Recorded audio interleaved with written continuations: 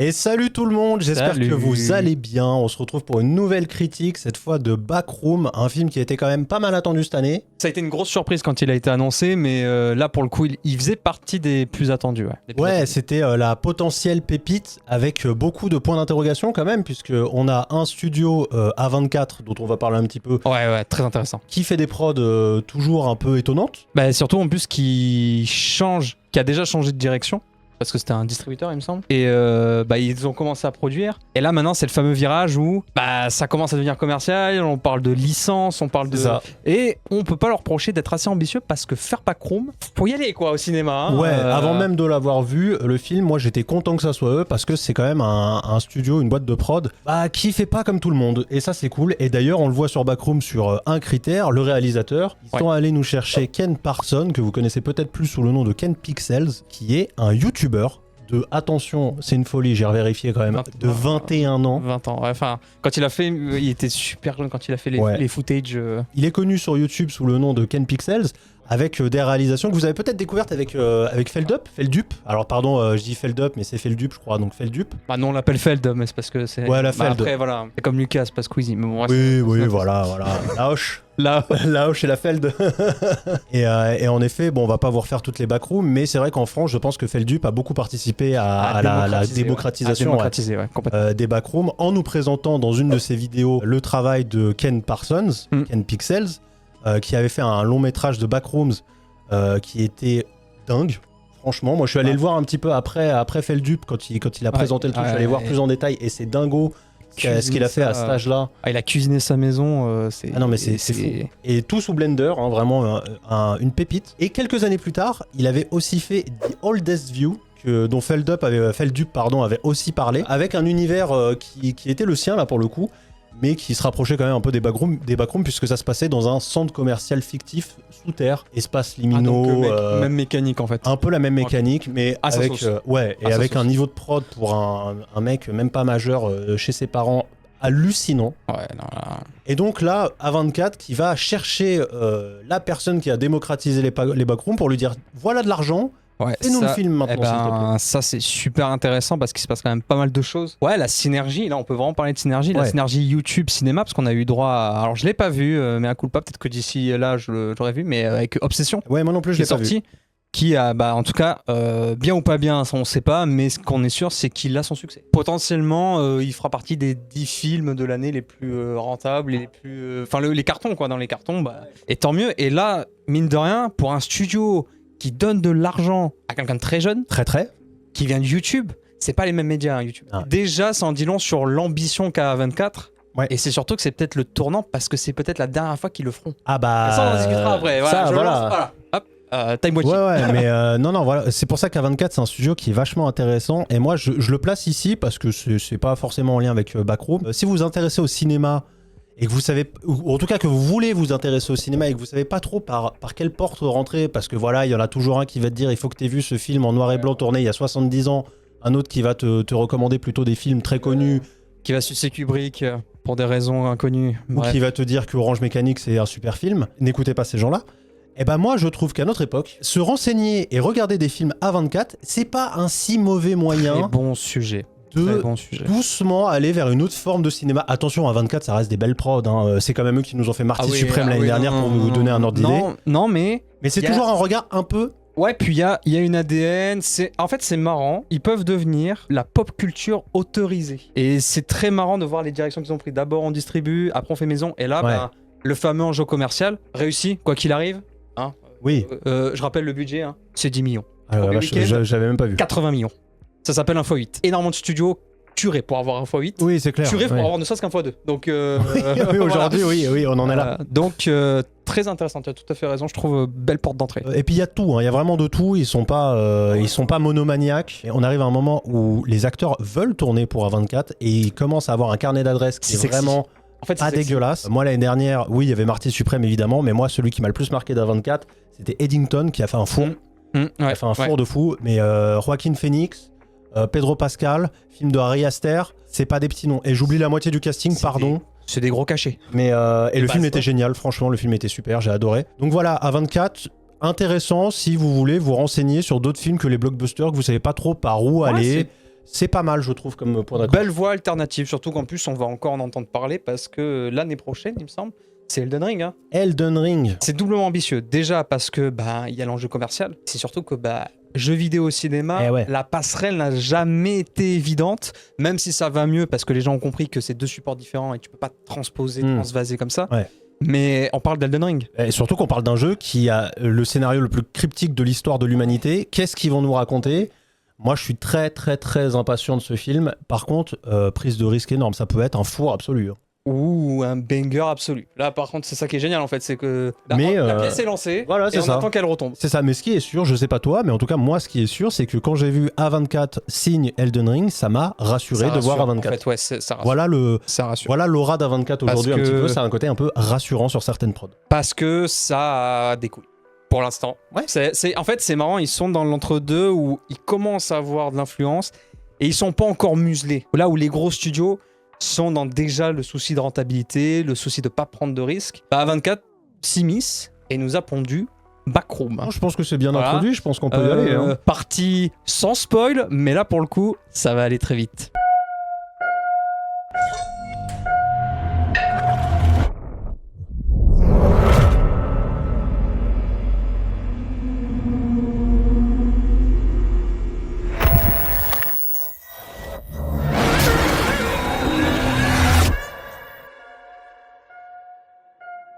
Partie no spoil. Donc si vous n'avez pas vu le film, vous ne vous inquiétez pas. De toute façon, ça va aller très très vite parce que comme vous l'avez compris, Backroom c'est très cryptique, c'est très obscur et justement en fait, toute la licence repose là-dessus, sur le fait qu'on ne comprenne rien et qu'on soit complètement perdu. Comment je peux vous résumer ça très rapidement sans vous spoiler ?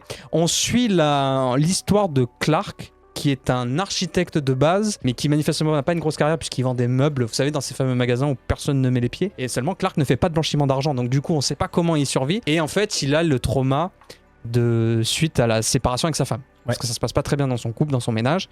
Donc il va voir une psy, Marie, et ils essayent de faire en sorte qu'ils aillent mieux. Et lors d'un soir, il se rend compte que dans les sous-sols de son magasin, il y a une porte invisible qui mène dans un endroit un peu spécial qui s'appelle les Backrooms. Là va découler toute une histoire où comment tu justifies à ta psy et au monde entier que tu as trouvé peut-être l'un des plus grands complexes mystérieux du monde dans le sous-sol d'un magasin de bureau qui ne vend pas un meuble. Je m'en sors bien. Oui, tu t'en sors très bien. Likez, hein. Putain, likez, commentez ça. C'est pas évident de résumer ce film. Et voilà, je vais vous donner mon avis, si tu me le permets, bien évidemment. Non, va te faire foutre. Voilà, très bien, parle. C'est à moi de parler maintenant. Moi, j'ai trouvé ce film vachement intéressant sur plein d'aspects. Tout n'est pas incroyable, hein. Ouais. Mais ce que j'ai trouvé vraiment top, comme vous l'avez compris, le scénario, ça va être compliqué d'en discuter en partie no spoil parce que déjà, il est assez fin. On ne parlera pas du récit en lui-même. On va surtout parler de technique, de diffusion, de qu'est-ce que ça fait de mettre un film comme ça au cinéma. C'est plutôt ça l'enjeu et c'est pour ça qu'on avait une grosse intro sur le studio A24. Parce qu'en fait, le contexte du film Backroom, ce n'est pas les Backrooms en eux-mêmes, c'est le studio qui est derrière. Son parcours de production est presque plus intéressant que son récit lui-même. Ouais, le produit lui-même. Le produit, je sais pas si j'irai jusque-là, mais au moins que le récit. Parce que le récit est très faible. Voilà, il y a très peu de dialogue dans le film. Parce qu'il se passe relativement peu de choses. Il n'y a pas vraiment un point A, un point B, et il s'est passé plein de trucs entre les deux. Non, l'idée c'est vraiment de nous donner le ressenti des backrooms, donc de ces pièces qui s'enchaînent sans aucun sens. Et qu'est-ce que ça fait d'être perdu là-dedans. Et c'est ce que j'ai beaucoup aimé dans le film, moi, c'est qu'on retrouve vraiment l'ambiance backroom de Ken Parsons. Et ça, j'ai trouvé ça très très fort. J'avais très peur que ça soit aseptisé parce que passer par Hollywood, arriver au cinéma, il faut quelque chose de simple à digérer. Enjeu financier. Exactement. Et en fait, j'ai pas retrouvé ça. J'ai trouvé un film qui avait des burnes quand même, hein, parce que ça va pas plaire à tout le monde, mais vraiment pas. Ouais. Le rythme est relativement lent. C'est assez contemplatif. Moi, c'est un cinéma que j'aime beaucoup. Et pas moi, étonnamment. Et oui, toi, c'est moins ta cam. C'est pour ça que je pars devant. Comme ça, après, je te laisse mettre des balles si t'en as à mettre dans la partie no spoil. Je charge. Charge ta super. Et surtout, j'ai trouvé que le film a réussi quand même l'exploit d'allier le found footage de Ken Parsons, donc qui a été vraiment sa patte sur YouTube. Donc le found footage, c'est le fait comme si on avait retrouvé une caméra et qu'on l'a diffusée, donc c'est en première personne, qui est un genre que je déteste absolument. Moi vraiment le FOV, le FOV n'importe quoi, le first person, le found footage, tout simplement. La grosse POV. La POV, voilà, c'est ça que je cherchais, pardon. Je déteste ça. Et là, le film réussit à allier les deux, c'est-à-dire qu'on a des POV pendant certaines séquences où on dirait vraiment que c'est une personne qui les a fait sur Blender comme à l'époque. Ouais, complètement. Le même rendu qui marche excessivement bien quand même. Qui marche même au cinéma sur un grand écran. Et à côté de ça, du film plus classique, troisième personne, on filme nos personnages qui déambulent dans ces lieux étranges. Et je trouve que ça marche quand même vachement bien. Pour autant, et on en parlera en partie spoil, parce que justement, on peut pas vous spoiler tant sur le récit, mais on peut vous spoiler sur l'expérience en elle-même. Ouais, ils utilisent beaucoup de mécaniques sur comment on fait un film qui doit déranger. C'est hyper maîtrisé. Je dirais plus en partie no spoil parce que sinon je vais vous gâcher un peu le truc. Mais en tout cas, et on le dit souvent, gardez vos 15 balles. Et ben là, je vais vous inciter, et c'est très étonnant, à aller le voir au cinéma. Parce que là, vous louperez un truc. Que vous aimez ou pas, une chose est sûre, vous en parlerez. À mon avis. Complètement d'accord. Pour ça, ça vaut le coup. Et encore une fois, à 24, je pense que c'est pas la dernière fois qu'on en parle. Je ne peux que vous encourager, qui plus est, si vous aimez, c'est pas de l'horreur brute. C'est peut-être même, parce qu'on en discutait avant le film, c'est très difficile à classer. Je le classerais peut-être même pas en horreur. Je suis pas sûr non plus. Thriller, même pas. C'est très psycho. C'est très psycho. Peut-être de l'horreur psychologique et pas graphique. Ouais, j'en sais rien. Je sais pas comment le classer. Et pourtant, graphique, les backrooms, tu vois. Ce que je veux dire, mais je suis d'accord avec toi. Ouais, en tout cas, on vient chercher autre chose de nouveau. Et A24 nous l'a très bien servi. Il est un peu inclassable. Alors, on le mettra à la catégorie horreur, c'est sûr, on va pas le mettre à côté d'un Disney. Mais pour autant, si on épile un peu les sous-genres, et ben ça c'est quand même cool de se dire, après tout ce qui a été fait, on vient peut-être de créer un nouveau format pour le cinéma, j'entends. Un nouveau genre dérivé. Grand public au cinéma, pas YouTube, pas machin. Déjà oui, je vous inviterai aussi à aller le voir parce que c'est typiquement le genre de film où c'est une expérience de cinéma. Complètement. Et c'est pas grave de pas aimer un film. En fait, aller au cinéma, voir une œuvre, la prendre pour ce qu'elle est, discuter avec votre pote, avec votre copain, votre copine, votre mère, votre père après, moi j'ai aimé, moi j'ai pas aimé, c'est ça le cinéma. Ouais, c'est déjà gagné. Et c'est déjà gagné, même si vous n'avez pas aimé un film, ça reste quand même agréable. Et ce film, eh ben, il représente un petit peu ça, je trouve. Et puis c'est surtout que, étonnamment, l'histoire tient... Et pourtant, on vous tient 1h50, et mine de rien, bah, on a envie de savoir la suite, alors que pourtant, comme tu l'as dit, on était allé le voir en VosTFR, on serait allé le voir même en russe, ça n'aurait pas changé grand-chose. Très peu de dialogue. On a très peu de dialogue, et c'est vraiment une nouvelle expérience. C'est pour ça que je vous invite vraiment à le voir au cinéma, parce que le voir à la télé, même en soirée vraiment où vous conditionnez, ça va perdre de sa super. On va s'arrêter là pour la partie no spoil. Alors vous l'aurez compris, en fait, comme on peut pas dire grand chose, c'est surtout une partie qu'on a utilisée pour vous donner envie d'aller le voir. Hein. Voilà. Et une fois que vous l'aurez vu, du coup, bah, vous pourrez nous retrouver juste après dans la partie spoil. Exactement. On peut pas vous garantir que vous allez l'aimer, mais on peut vous garantir que vous en parlerez. Et c'est peut-être ça même le but de l'art. Partie spoil.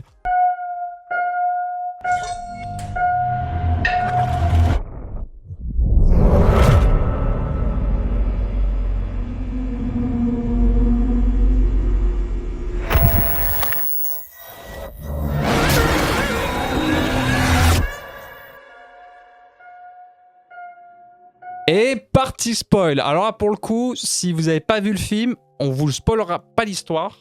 Parce qu'encore une fois, ça on va pas beaucoup en parler. Mais en fait, toutes les surprises que vous réserve cette expérience, parce qu'encore une fois, c'est vraiment une expérience à part entière. Des fois, on se dit, qu'est-ce que je ressens? En fait, ouais, c'est ça. Qu'est-ce que je ressens? Qu'est-ce que je ressens? Donc déjà, un film qui vous fait ressentir des choses. En 2026, ça devient limite une promesse. On dirait quand t'es dans un musée et qu'on te demande qu'est-ce que tu ressens devant ce tableau. C'est quoi l'émotion là? De la merde. Voilà. Comment ça s'appelle? La prélogie Star Wars. Ah putain, il va jamais lâcher, hein. Il va jamais lâcher. En plus, j'ai dit prélogie alors que c'est postlogie sur laquelle je suis. Bon, Star Wars tout court. Allez, on y va. Donc, du coup, le film nous fait ressentir des choses. Je pense qu'on aurait pu demander, même aux gens, ce qu'ils ressentent. Ils auraient dit une émotion, pas forcément positive. Exactement. Personne n'aurait dit la joie. Mais en fait, il y a eu des passages où c'était très bizarre. Et donc, du coup, on va vous dire un peu ce qu'ils ont utilisé pour renforcer cette expérience. Déjà, qu'est-ce que toi, tu as... Alors déjà, je voulais... T'as ressenti. Il a pris des notes. On a pris des notes, hein, parce qu'en vrai, il y a tellement de trucs à dire. La gueule des notes. J'ai tapé Backroom sur Google pour retrouver la distribution, parce que je me souvenais plus du nom des acteurs. Après, j'ai pas dit que c'était ses notes. Ce sont des notes. Oui.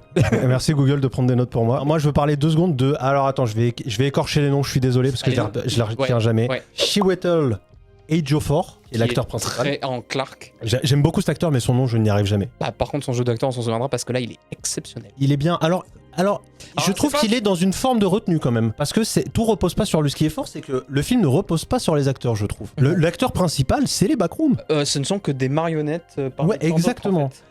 Alors, très très bien. Le passage, la première consultation. Oui. Là où d'ailleurs l'actrice qui fait Marie, justement, qui s'appelle Renate Reinsve. Elle est norvégienne et moi je l'ai vue dans Valeurs sentimentales l'année dernière que j'avais adoré. Je trouve qu'elle se fait l'actrice, le film beaucoup moins. Mais moi le duo, je trouve qu'il marche bien. Vraiment, je trouve qu'il marche bien. Oui, bah en fait c'est ça, c'est que le film a un sujet tellement particulier qu'en fait il mange ses personnages. Oui, c'est ça.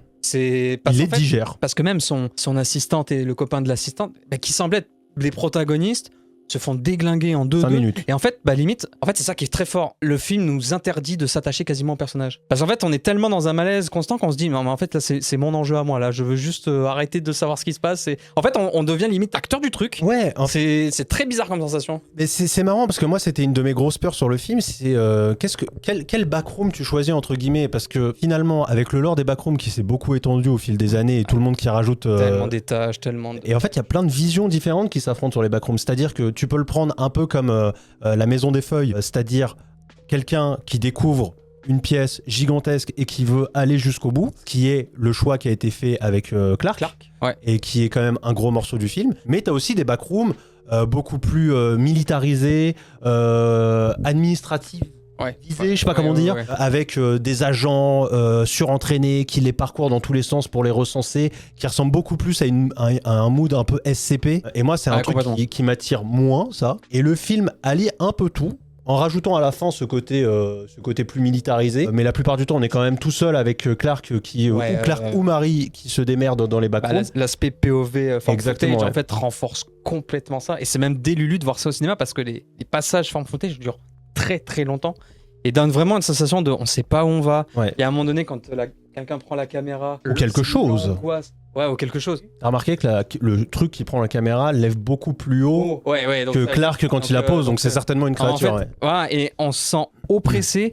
Il y a pas de musique, c'est que du sound design harmonisé. Alors moi, je vais l'appeler musique. Parce que je trouve qu'elle est omniprésente et je l'adore. Ah ouais, non, attention, ce n'est pas péjoratif. C'est juste que c'est pas la... En fait, non, mais je comprends ce que tu veux dire. Rien n'est structuré. C'est pas mélodisé, quoi. C'est pas mélodieux, exactement. Ouais. Et en fait... Mélodieux, c'est mieux. C'est le terme, surtout. Oui, c'est comme ça qu'on dit, le terme. Non, mais en fait, oui, tout est déstructuré dans ce film. Tout renforce le sentiment d'angoisse. Là, je vais rentrer dans la partie technique. Vous allez voir, c'est super intéressant. Notamment le fameux Dutch angle, donc l'angle hollandais, qui en fait fait que les images sont jamais droites, perturbe. Et la règle des tiers, la fameuse règle où on met les personnages dans un certain plan pour qu'il y ait une harmonie complètement tuée par des plans complètement centrés, symétriques, très Kubrick. Les cinéphiles de première génération, vous êtes contents. Mais même, il y a des angles dans son bureau, là. On est tout étriqué et plan large et on se dit... Grave.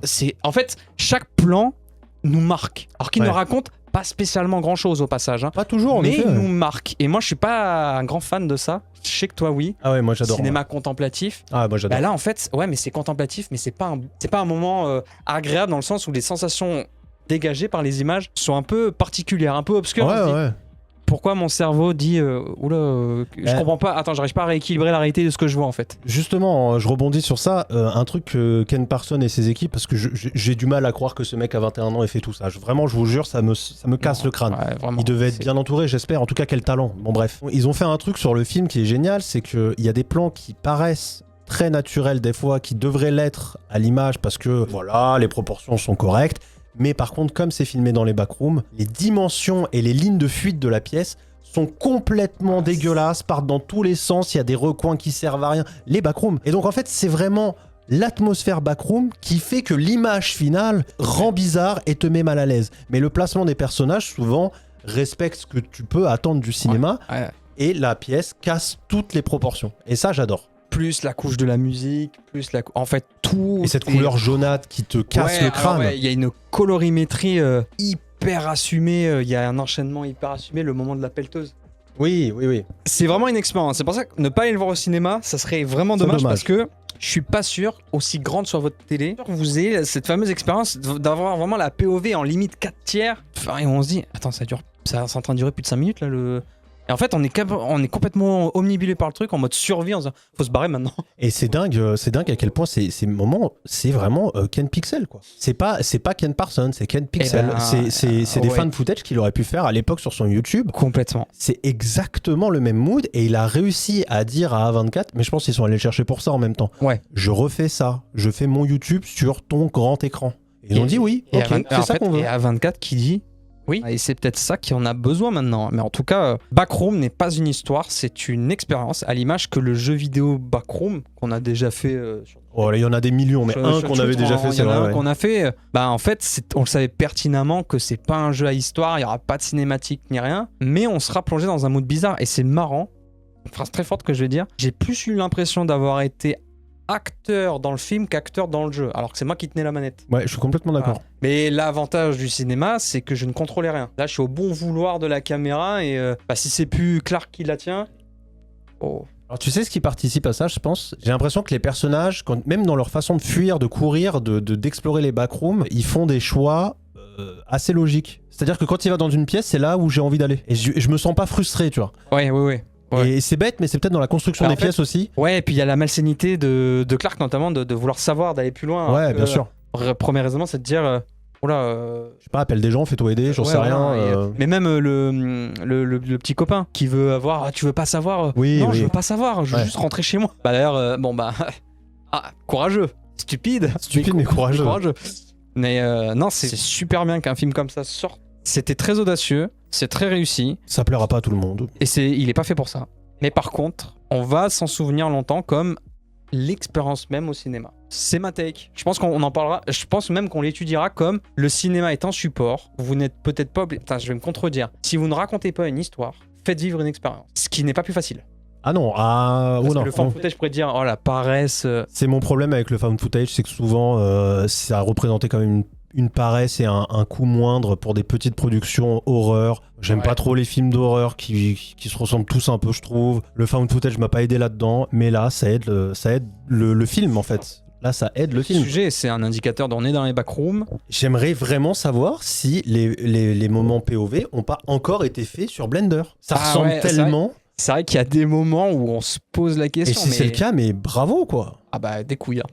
Des grosses couilles d'avoir fait ça. Non, mais en fait, ce que je trouve fou, c'est qu'il a réussi à déléguer son boulot à d'autres gens, parce qu'il a pas pu réaliser le truc et en plus refaire toutes les séances POV comme il faisait sur son YouTube, tu vois. Donc, et réussir à déléguer à des gens qui arrivent à refaire ta patte, c'est très fort. Mais c'est encore plus merveilleux qu'ils aient dit oui.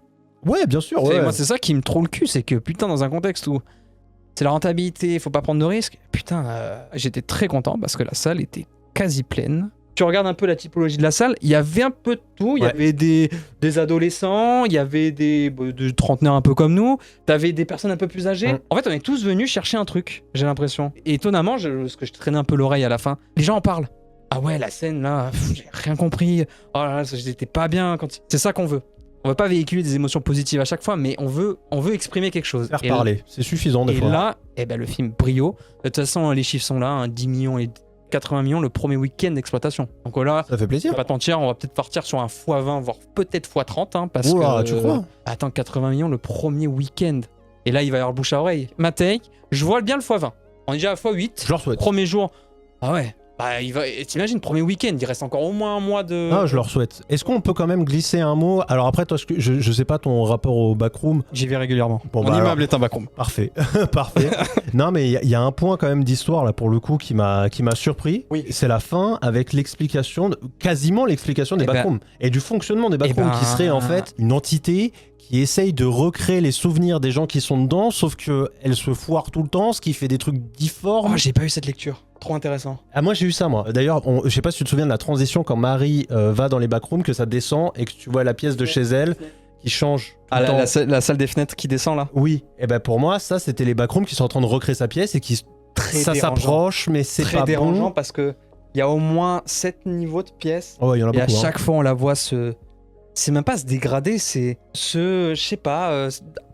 Ils ont une nouvelle morphologie, quoi. Et ce que j'ai trouvé génial, c'est que sur les dernières étapes, donc là où il y a quasiment plus de meubles et rien. L'angle est toujours le même, mais juste de voir 3 murs de la pièce, tu sais que c'est la même pièce. Tu comprends, ton œil comprend que c'est la même pièce, alors qu'il ne reste que 3 murs. Il a perdu son histoire. Il ne reste perdu plus l'essence rien du souvenir. Ouais, non, c'est marrant, j'ai pas eu cette lecture parce que quand je vois la scène de fin avec le scientifique, bah, étonnamment, on a cette sensation que les anciens films d'horreur faisaient bien ressentir de on s'en est sorti ou pas? On est dans le monde réel ou pas? Ah, pour moi, elle est pas remontée. Hein. Tu vois, non, elle est dedans. Ah oui, pour moi, elle est dedans. C'est une pièce. Oui. C'est une pièce. Et alors, moi, pour moi, les backrooms, je l'avais compris comme une espèce de boucle temporelle, en fait, avec au fur et à mesure une détérioration. En fait, c'est le passé qui se détériore. Tu vois. Ouais. Tu vois, alors peut-être par les gens qui l'ont traversé, d'où le fait qu'à la fin on voit Marie complètement. C'est la 4e dimension, mais version sous testostérone, le bordel. C'est vrai. Et moi j'adorais la 4e dimension, donc là je retrouve un peu ça de c'est fini. T'en conclus quoi? Et des fois t'es perdu, tu dis j'en conclus rien parce que je sais pas quoi en conclure et limite la fin est ouverte. Hein. Et le film te dit très bien, ne trouve pas de sens parce que qui sait, il y en a peut-être pas. Je te retrouve un peu quand même sur le côté temporel dans le sens où pour moi un souvenir, plus il est vieux, plus il se détériore. Et peut-être que je sais pas comment appeler ça, je peux pas appeler ça une entité, mais que les backrooms changent, j'ai l'impression, moi j'ai compris ça en tout cas, en fonction de ce qui passe dedans, mais plus ça fait longtemps, plus les trucs sont difformes et ça ne se ressemble plus trop, et c'est pour ça, moi dans ma tête, une fois que Marie est intégrée dans les backrooms et qu'on voit ces affiches de son livre qui sont encore très propres, moi dans ma tête, d'ici quelques jours, je sais pas à quelle vitesse ça va, il restera plus qu'une affiche bleue avec Marie écrit avec les mauvaises lettres, son visage déformé, parce que le souvenir se détériore, tu vois. Tu vois, c'est pour ça je renforce ma théorie avec le fait que les visages soient à chaque fois refragmentés. Oui, ouais. En fait, c'est vraiment la détérioration d'un souvenir. Donc en fait, peut-être que si ton visage est fragmenté, c'est une nouvelle version des backrooms, plus ancienne, qui se détériore encore plus. Oui, possiblement. Donc je pense qu'il y a un enjeu avec les espaces liminaux qui sont hyper dérangeants. Donc déjà, il y a la grandeur. D'ailleurs, ça s'appelle le complexe, les backrooms dans le truc d'origine. Ah d'accord, ça s'appelle le complexe. Donc t'as le complexe qui est très très grand, mais en plus d'être grand, il est dans une dimension temporelle. Donc vous pouvez être dans les backrooms une certaine pièce, mais à quelle profondeur de détérioration du souvenir? Alors en fait, vous vous dites, quoi qu'il arrive, vous êtes mort. Vous êtes perdu. En tout cas, ça ne marchera plus, quoi. C'est une réinterprétation des backrooms qui est moins niveau par niveau avec des thématiques très fortes, qui était niveau 1 les bureaux, niveau 2 les piscines, niveau 3 la petite ville, je sais plus quoi, je dis au hasard. Hein. Chaque étage serré. Là, tout est... Ouais, ils ont pris le plus iconique et ils en racontent un truc. Il a quand même décidé d'enlever les créatures qui vivent dans les backrooms. Ouais. Il a fait les siennes. Le seul doute que j'ai, et j'aimerais bien le revoir au ralenti... Je pense qu'il y a Filman, moi. Tu l'as pas... À un moment donné, il y a un angle de caméra au tout début. Ouais. Je sais pas si tu le vois, et au fond du couloir, je suis désolé, mais il y a une silhouette. Hein. Voilà, et ça fait partie des trucs où j'ai envie de revoir au ralenti, et moi je repense quand le... C'est Clark. Est-ce que c'est l'entité voilà, c'est ça, exactement. Et moi j'ai vu Filman, ou alors, il n'y a pas du tout ça, et en fait c'est nous, on est complètement matrixés. Moi j'ai regardé des coins de mur pendant 5 secondes, voir s'il se passait quelque chose. Hein. Et moi c'est le moment où l'assistant se fait bouffer. Et après du coup, les seules créatures qu'on voit vraiment, là c'est des humains détériorés. Détériorés, ouais. Donc je sais pas si dans le lore qu'il veut instaurer, parce que est-ce qu'il y aura une suite aussi, on sait pas, hein. Ou est-ce que ça reste là? Ça peut rester là. Hein. Ils se sont laissés la porte ouverte. Ils se sont laissés la porte ouverte. Mais voilà, je sais pas trop ce que Ken Pixel a voulu faire comme créature, il me laisse sur un doute que j'aime beaucoup finalement. Ouais, parce que il aurait fait les créatures originelles, ça aurait cassé l'enjeu psychologique, un peu, tu vois, et en fait on serait retombé sur de l'horreur gore. Pour un sujet où il n'y a pas grand chose à raconter, c'est super habile, super bien branlé, et en fait les images parlent. Ouais. Là où les dialogues se taisent, parce qu'encore une fois, vous pouvez aller le voir en VosTFR, en russe, en ce que vous voulez. C'est pas très grave. C'est pas ça qui va... C'est ça qui est cool, le cinéma c'est pas... Oui c'est des dialogues bien sûr, on peut... mais c'est horrible ce que je veux dire comme comparaison, mais bon vous comprendrez, c'est l'inverse de Kaamelott par exemple. Kaamelott c'est que des dialogues et en fait t'as même pas besoin de l'image. C'est que des dialogues. Et là c'est tout l'inverse, c'est l'image et les dialogues, on s'en fiche un peu quasiment. Et c'est pas... c'est pas mauvais. C'est pas mieux ou c'est un parti pris. C'est un parti pris et l'avantage de là, et ça fait plaisir, il est assumé jusqu'au bout. Vous serez largué pendant 1h50. Et vous allez potentiellement aimer ou détester ça, mais dans tous les cas, vous en parlerez. Alors je pense quand même qu'il y aura un gros point d'accroche pour beaucoup sur la scène de Clark qui kidnappe Marie. Cette scène, elle est, pour moi, qui est très... Elle va être culte, cette scène. Moi je pense qu'elle va... Il y a beaucoup de gens qui vont détester le film juste parce qu'ils vont se souvenir de ça. Ce moment peut-être trop porté psycho, qui va pas parler à tout le monde. Pour moi... Et je pense qu'il y a beaucoup de gens qui vont détester en disant mais c'est pas ça les backrooms. Ça peut être aussi ça les backrooms peut-être, j'en sais rien moi. Non mais genre, oui c'est vrai qu'il va y avoir des dictateurs des backrooms pour dire non, bien sûr, il va y avoir il est pas comme ça. Bien sûr. Non, mais de toute façon, j'ai envie de vous dire, à moins que vous ayez participé activement à améliorer l'univers des backrooms et à l'agrandir, vous pouvez rien dire parce que Ken Pixel, lui, il l'a démocratisé et il continue de l'alimenter. Donc c'est lui qui a raison et pas vous. Qu'il arrive. C'est un projet communautaire, les gars. Il est potentiellement plus jeune que vous. Oui. Et c'est votre petit frère. En tout cas, il est plus jeune. Il est plus jeune que nous. Putain, oui, il est beaucoup plus jeune. Non, très intéressant. A24 change vraiment de projet à chaque fois. Le prochain grand, en tout cas, c'est Elden Ring. On change d'univers et en fait, j'ai l'impression que leur signature à eux, c'est justement la liberté artistique. Et j'espère qu'ils ne perdront pas ça. Malheureusement, c'est triste à dire, mais plus ils vont grossir, plus les contraintes seront autres. Mais dans tous les cas, là, il faut vraiment boire les cocktails qui nous servent, parce que pour l'instant, on aime, on n'aime pas. C'est une propale. Moi, ça fait quelques années maintenant que je regarde pas mal leurs films. J'ai pas tout vu. Hein. Ouais, t'es quand même plus rodé. Mais moi, j'ai commencé, je dirais, avec Midsommar. Et en fait, ça fait quelques temps, depuis Civil War, exactement, pas du tout Marvel. Un autre Civil War qui est un peu bidé, qui était sympa, mais pas fou. Ah, celui-là, je l'ai vu, ouais. Tu l'as vu ? Je crois que je l'ai vu. Et moi, je pense que c'est le nom qu'ils auraient pas dû donner. Non, oui, je pense que le nom était pas bon. Marche pas. Mais bon, le film avait beaucoup d'écueils aussi, en vrai, je trouve. Oui. Mais bon, bref. Depuis Civil War, qui a été une très très grosse prod quand même, moi j'ai peur d'un truc. À chaque fois que je vais voir un film à 24, j'ai peur que ça soit le film qui les fait rentrer du côté obscur de la force, du côté AAA, tu vois, du côté blockbuster de la force. Et j'ai eu surtout peur l'année dernière avec Marty Supreme, qui était leur plus gros film, le plus gros budget, et qui reste un film que j'ai bien aimé, tout n'est pas parfait mais que j'ai bien aimé, mais qui reste un film assez couillu. Donc j'espère qu'ils ne vont pas perdre ça. Et heureusement pour moi, je crois qu'Elden Ring est déjà annoncé comme étant leur nouvelle plus grosse production, si je dis pas de bêtises. Et là sur Elden Ring, tu peux pas faire quelque chose de classique. Donc on est bon. Mais je pense qu'un jour, il y aura un moment où